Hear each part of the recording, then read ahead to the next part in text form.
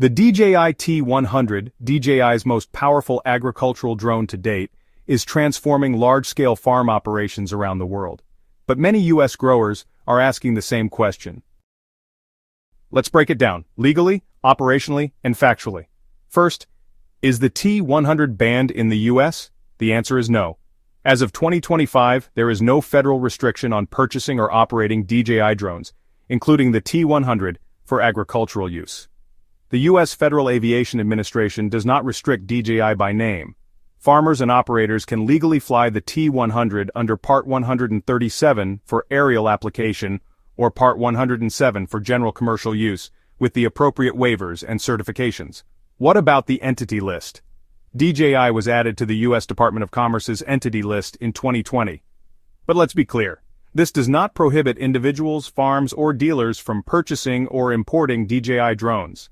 The entity list limits government contracts and exports of sensitive U.S. technology to DJI, not commercial sales, not farming operations, and not drone flights on U.S. soil.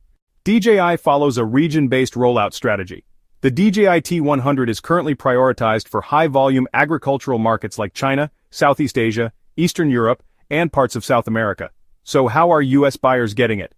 Many U.S. growers are pre-ordering or importing the T100 directly from trusted international distributors.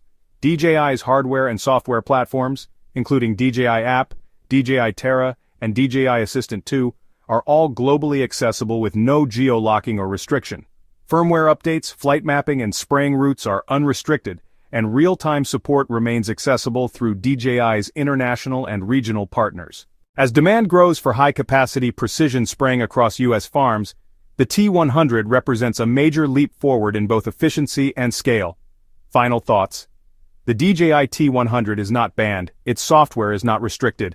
Its operation in the U.S., while not yet officially launched, is fully legal under FAA compliance pathways. For American farmers looking to scale their spraying, fertilization, and seeding, the future is already in flight.